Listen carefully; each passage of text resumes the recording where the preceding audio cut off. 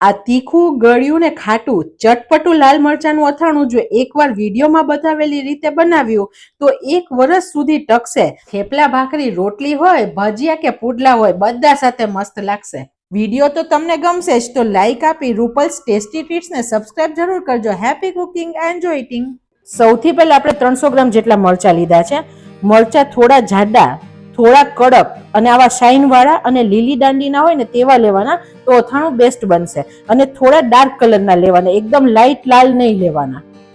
મરચાને આપણે સરખા ધોઈ લઈએ. 2 વખત ધોવાના જેથી માટી હોય તો નીકળી જાય. શિયાળામાં તો ફ્રેન્ડ શું મરચા આવે છે લાલ, જોઈને જ લેવાનું મન થઈ જાય. મરચાને આપણે કોટનના કપડાથી લૂછી અને કોરા કરી લેવાના, પાણીનો ભાગ ના રહે. કોઈ પણ અથાણું બનાવીએ તો પાણી ના રહેવું જોઈએ, નહીં તો અથાણું જલ્દીથી બગડી જાય. મરચાનો આપણે પાછળનો ભાગ કાઢી લઈએ. આ મરચા ઘણા તીખા હોય છે ફ્રેન્ડ્સ. તમને હાથ બળતા હોય કે તેવું થતું હોય ને તો તમારે ગ્લોવ્સ પહેરીને મરચા સમારવાના, અથવા તો તમે મરચા સમારી લો પછી મીઠું અને લીંબુ હાથ પર ઘસી પછી ધોશો તો પણ તીખાશ ઓછી થઈ જશે. હવે આપણે આના બી કાઢવાના છે તો આવી રીતે ચપ્પુથી આપણે આને ગોળ ગોળ ફેરવીએ. આવી રીતે અંદરથી ગોળ ગોળ ફેરવશો ને તો પણ આવી રીતે બીનો ભાગ અલગ થઈ જશે. બીનો ઉપયોગ આપણે નથી કરવાનો કેમ કે બીમાં બહુ જ વધારે તીખાશ હોય છે. આપણે 1 થી 2 વાર આવી રીતે ફેરવશું ને તો બધા બી નીકળી જશે. અંદરથી મરચું એકદમ સરસ ખાલી થઈ ગયું છે અને નસ પણ નીકળી ગઈ છે. જો તમને એવી રીતે નથી આવડતું તો તમારે આવી રીતે ડીટિયા કાઢી તેના 2 કટકા કરી નાખવાના અને આવી રીતે નસ અને બીનો ભાગ આવી રીતે પણ તમે અલગ કરી શકશો. તમને જે ફાવે તે રીતે તમે કરજો, પણ નસ આપણે રાખવાની નથી. આ નસમાં ઘણી તીખાશ હોય છે. આ જે દોરી જેવું કાઢીએ છીએ ને તેને નસ કહેવાય મરચાની. બધા મરચા આવી રીતે તૈયાર કરી દઈએ. મરચાને આપણે સમારી લઈએ.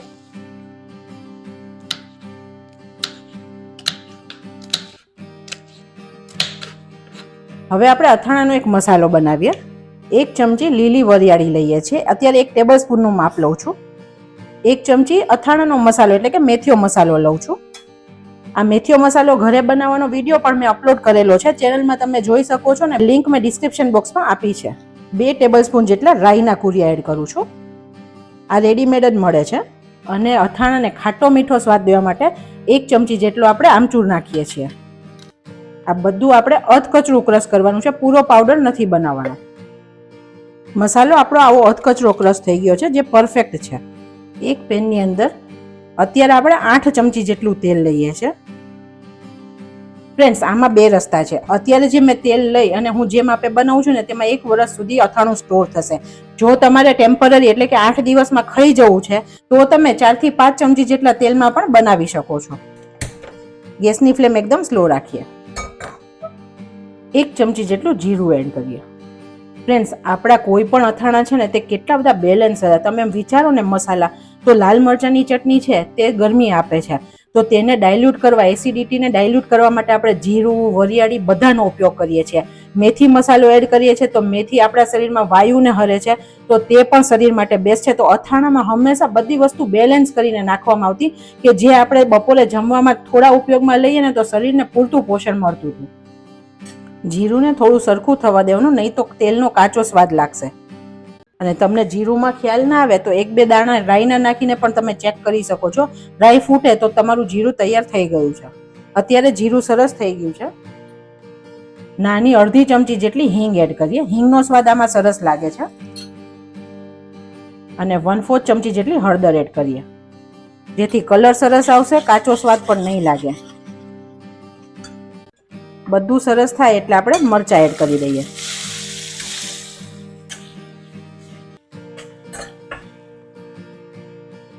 હવે મરચાં જલ્દીથી ચડી જાય તેની માટે આપણે 1/4 ચમચી જેટલું મીઠું એડ કરીએ. આનાથી મરચાં સરસ ચડશે ને અંદરથી બિલકુલ ફીકા નહીં લાગે.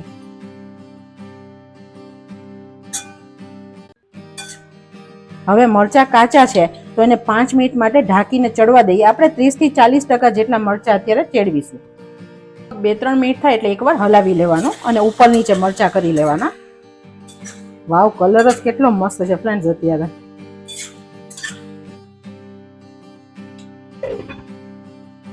ફરીથી આપણે ખોલીને એકવાર હલાવીએ. હવે મરચા ચડશે ને એમ થોડા શ્રિંક થશે.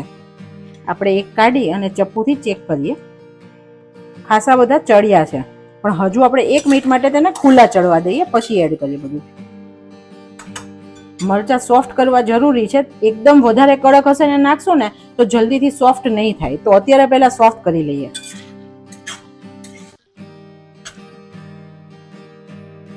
આપણે દબાવીને પણ ચેક કરી શકીએ છીએ. સરસ રીતે મરચું દબાય છે. અત્યારે 300 ગ્રામ મરચા સામે 350 ગ્રામ જેટલો મેં સમારીને ગોળ લીધો છે. મીઠાશ તમે પ્લસ માઇનસ કરી શકો છો, પણ મરચાની તીખાશ માટે આટલા ગોળનું પ્રમાણ પરફેક્ટ છે. ગેસની ફ્લેમ એકદમ સ્લો રાખવાની અને મિક્સ કરીએ. હમણાં ધીરે ધીરે ગોળ ઓગળશે અને તેનું પાણી બનશે. અને મરચા તે ગોળના પાણી સાથે જ્યારે અથાશે ને ત્યારે એકદમ સરસ તેમાં મીઠાશ આવશે. જેમ ગોળ ઓગળે છે તેમ તમે જો તેનું પાણી થતું જાય છે, રસો થશે તેનો.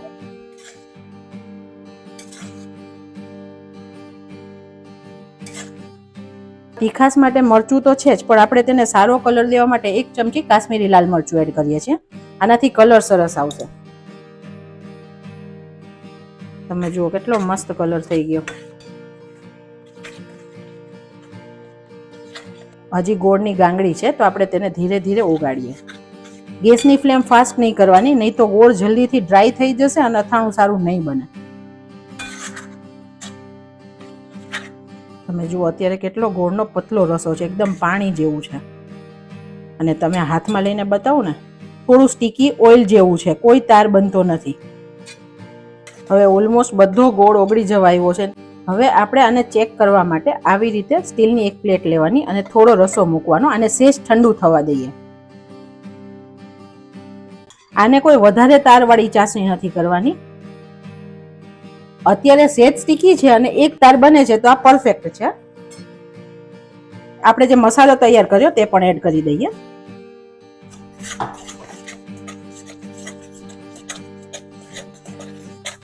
વાવ ફ્રેન્ડ્સ, એકદમ અથાણા જેવો જ લુક આવી ગયો, તમે જોઈ શકો છો.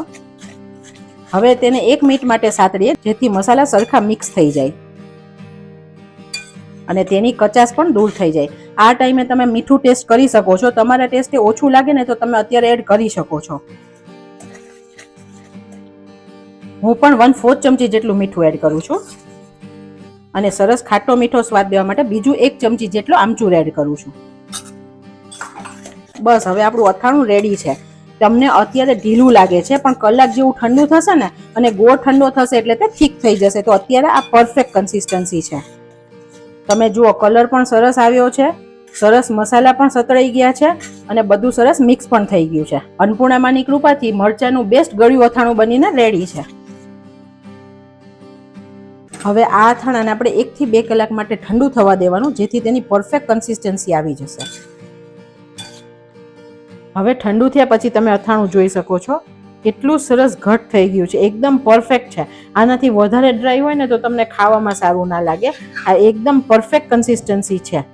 તમે આને બોટલમાં ભરીને ફ્રીઝરમાં નહીં, તમે આને બોટલમાં ભરીને ફ્રીઝમાં 1 વર્ષ સુધી સ્ટોર કરી શકો છો.